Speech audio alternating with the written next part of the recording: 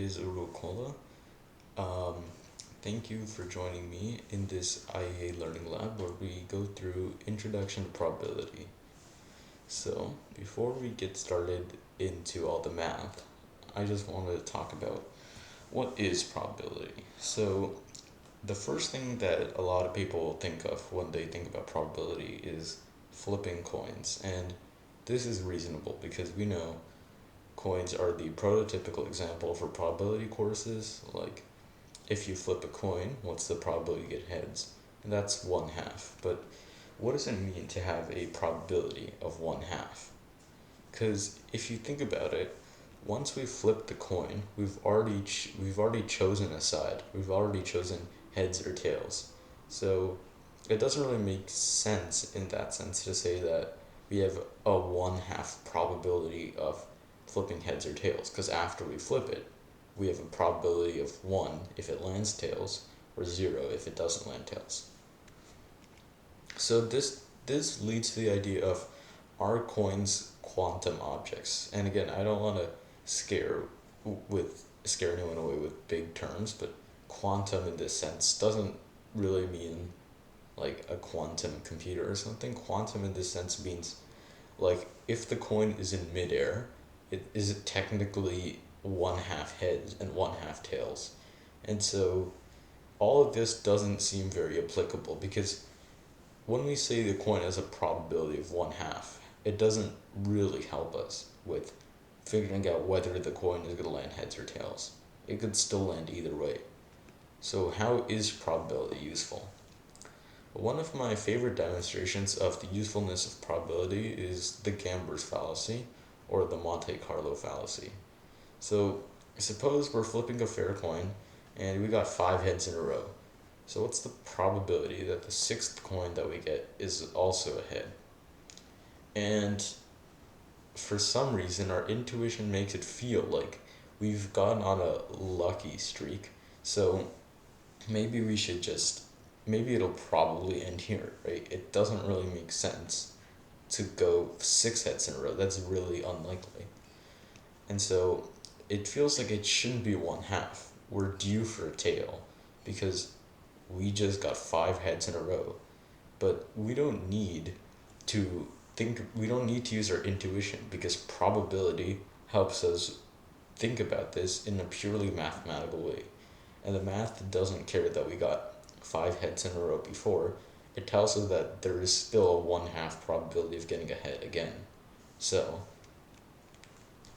this is also not an encouragement to gamble, because this happens a lot in casinos, where they'll gamble like 5 or 6 times and they'll lose lots of money.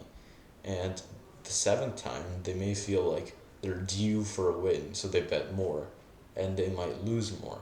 And this is exactly why this is called the gambler's fallacy, is because, especially in like a casino type environment, we feel like you're incentivized to win, and so you lose your reasoning. But probability helps us get us back on track, and it helps us not gamble so irrationally. And also, again, this is not an encouragement to gamble. Don't gamble. So before we get into the fun stuff, we have to go through subjargon. And when I say subjargon, I mean quite a lot of jargon. So jargon is another word for a lot of notation that we don't need, but we still use. And there's a lot of this in probability, but you'll see that notation will really, more than just being confusing, it'll really help us pin down what we mean by saying something. So, for example, if we have a random variable, that's a variable that represents the outcome of an experiment, and typically we call it xi. So for example, if we have a coin flip, we can say that coin flip is x. And so if we have 2 coin flips, we can say that's x1 and x2.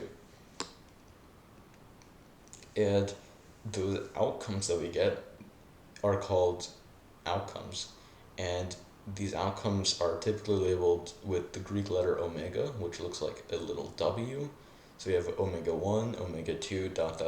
and until omega k. So there are collectively k outcomes, and all of those outcomes are in the sample space by, which is also represented by an omega. So this is something that's slightly confusing, but basically these little w's represent, these are lowercase omegas, and they represent the outcomes, and all of these combined are the sample space, which is the big omega, and this is sort of like a capital omega.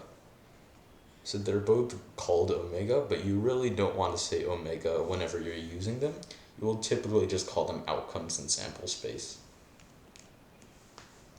And we have a thing called a distribution function. And again, these are just big words, but really they're very intuitive.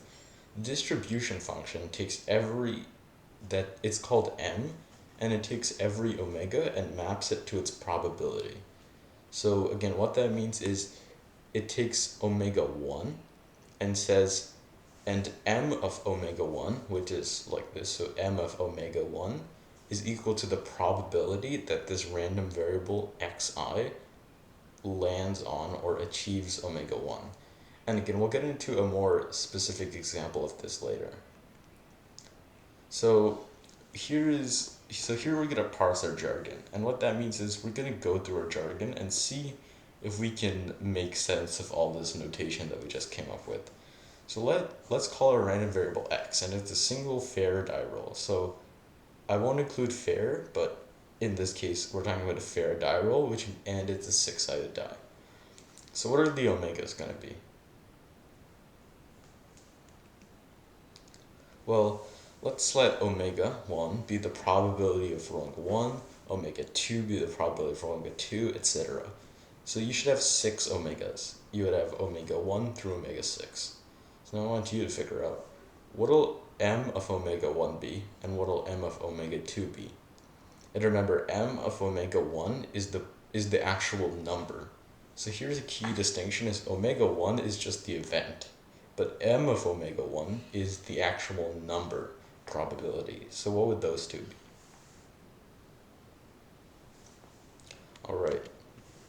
Well, the probability of getting any given number is 1/6 on a fair die. So m of omega 1 and m of omega 2 are both 1/6. And m of any omega in this case is also 1/6. So if you add up all of those together, we get that omega 1, omega 2, omega 3, omega 4, omega 5, and omega 6 are all 1/6. So we add them up, and their sum is 1, which makes sense, because what we're doing here is m of all the omegas is the probability that we land on any of the 6 faces. And since when we roll a die, we have to get 6. We have to get one of the faces. The total probability is 1. And so this yields our first theorem, which is for any random variable x, we have that the sum of all the omegas equals 1. And this is pretty much, and think about this like intuitively. So if you take out the mathematical notation, all this is really saying is that if we add up the probability of all the outcomes of a variable, we get 1. So what this is really saying is that if we perform an experiment, we have to land on one of the outcomes. And this is obviously true. So this theorem looks sort of scary when written down mathematically, but when you think about it, it's really kind of intuitive. So an event is a certain group of omegas happening, and typically in probability, we really don't deal with omegas very much. We really talk about events. So for example, an even number coming up is made up of omega 2, omega 4, and omega 6, because those are all the 3 outcomes that'll allow event E to happen. And the probability that this event occurs is P of E. Now, what exactly probability is pretty much you're adding up all the m's for each of the omegas in E. So for example, since E consists of omega 2, omega 4, and omega 6, the probability of E is m of omega 2 plus m of omega 4 plus m of omega 6. And we know that m of anything is 1/6, so this is 1/6 plus 1/6 plus 1/6. which is 1/2. And this also leads to the following theorem, which is for any omega in the sample space, we have P of omega equals M of omega. And what this means pretty much is saying that the probability that we get a single outcome is just equal to the probability of the single outcome. So in a sense, this is also sort of trivial, right? Because we're saying that the probability of getting an outcome omega equals the probability of getting the outcome omega. You'll also see these sort of brackets around omega, and that's because probability takes in a set of values. If you don't know what sets are, don't worry, because we won't really need it too much, but if you are familiar with sets, then the probability of omega occurring is a set, because events should be sets where the m function takes in omega directly. And there are two last jargon we need to know. So this thing, which is an e with the tilde over it, and which is called the complement of e, represents everything that's not in an event e. So as an exercise, you should think about theorem 0.3 below. Pretty much what it's saying is the probability of e and the probability of not e equals 1. And again, equals 1 means it has to happen. So if you think about this, what does this mean? Well, the probability of e happening and the probability of everything but e happening has to equal 1, because either e happens or it doesn't happen. And so combined, they have to equal everything, which is 1. And finally, our last jargon is we'll omit the use of omega quite a lot of times, because mathematicians, as you'll quickly find out, are very lazy. And so we'll omit omega and just say P of 1 equals 1/6, which means like when we roll a die, the probability of getting a 1 is 1/6. And that's it. That was a lot of jargon. So if you need to pause, rewind, and go back, now would be the time to do so, because that was a lot of information to parse. But the whole idea of all this notation is to help you when you're studying probability, right? So it should help you pin down what you're talking about, and it'll give you like a method of computing something. So one of our most useful theorems that comes from these simple definitions is the principle of inclusion-exclusion, which everyone calls pi, which is PIE, and it's listed there. So for any events A and B, the probability of A or B happening is the probability of A plus the probability of B minus the probability of A and B happening. Now this is really good for us because it's really hard to find the probability of A or B by itself, because you can have A, you can have B, or you can have A and B. And if you have A and B, then you're counting it twice. And so that should give you a hint as to how to show this. But this is not super trivial. If you're willing, you can try it for yourself. But again, we'll just take this as fact. But this helps us figure out a lot of probabilistic things. So for example, suppose we flip 3 coins. What's the probability that the first or the second flip is a head? So again, this seems a little hard to parse because we have the first or the second flip as a head. So we could have the first flip as a head, the second flip as a head, or both are heads. And there are a lot of cases to consider if we just try to do it regularly. And because there are 3 coins, it may be easy. But suppose there were 1,000 coins, and this would be a lot harder to just count the cases. But because there are 3 coins, we can use something called a tree diagram. So here, you can see our 3 coins and the 8 omegas, which represent the outcomes of the 3 coin flips. So for example, heads, tails would be omega 4. And so this helps us represent all our outcomes visually. So let's solve the question.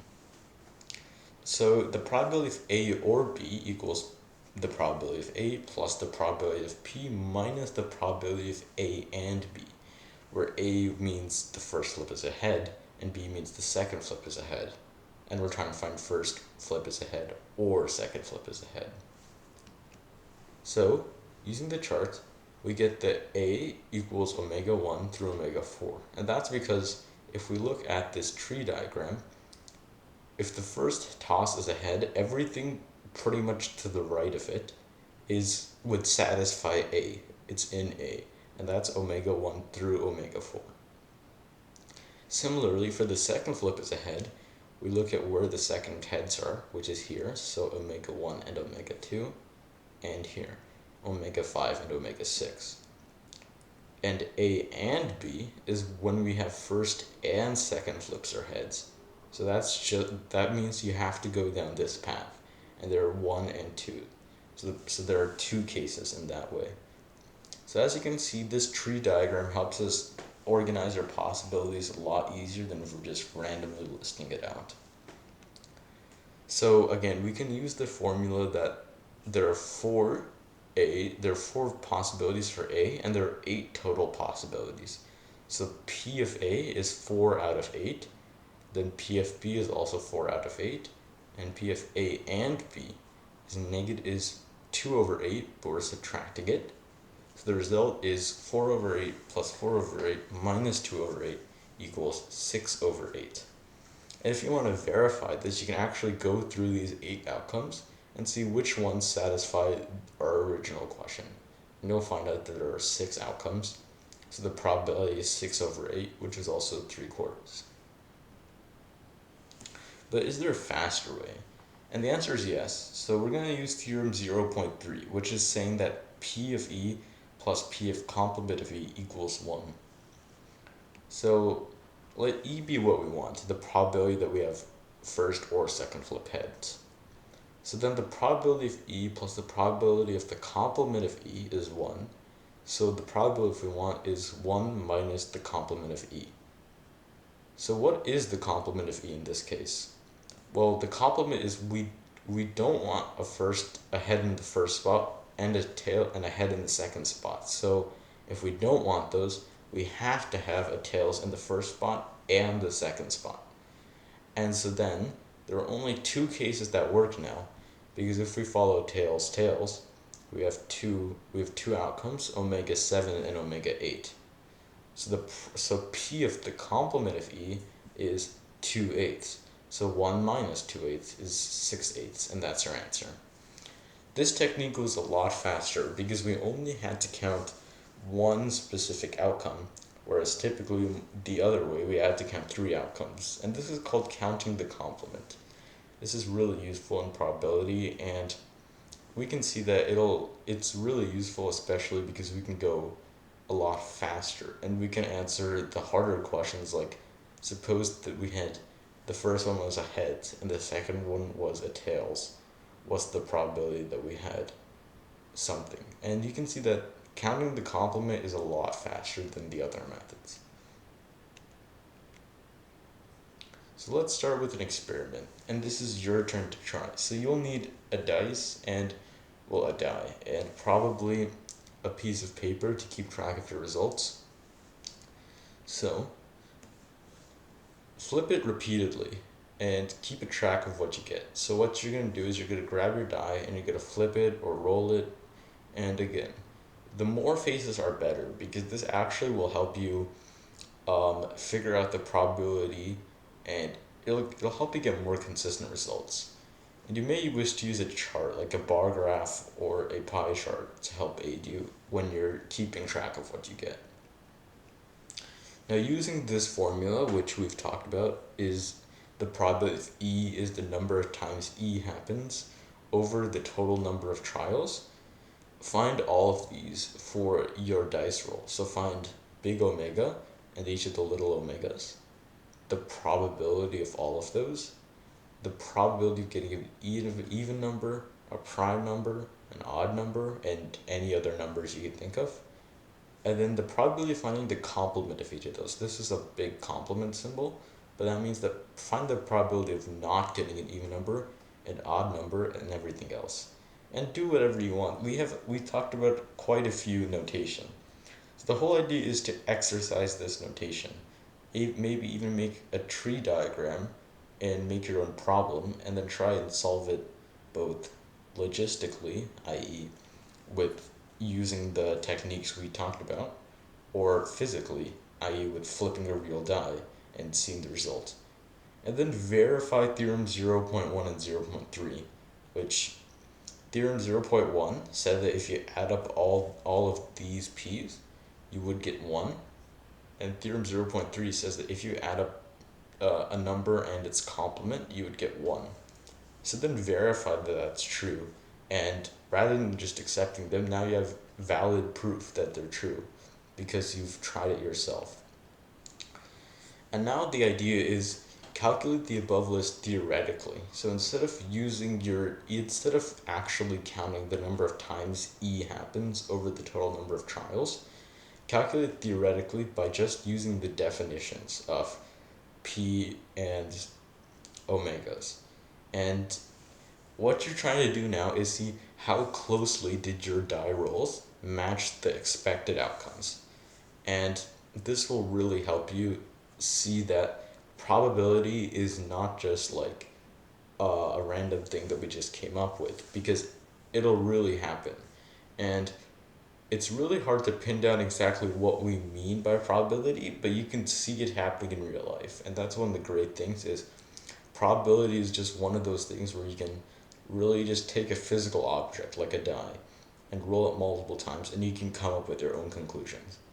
And a great challenge is to do it with 2 dice. Roll 2 dice and add them up or something, and now theoretically find the probabilities of adding them up. And we'll get into this more as we continue. But other than that, I'll leave this page up so you can pause the video now and try and work through these exercises. But if you do get any interesting results, please share it with us, because we're always open and willing to see what you guys are doing. And other than that, thank you again for viewing this introduction to probability. My name is Arul Kolla, and I'll see you later. Bye for now.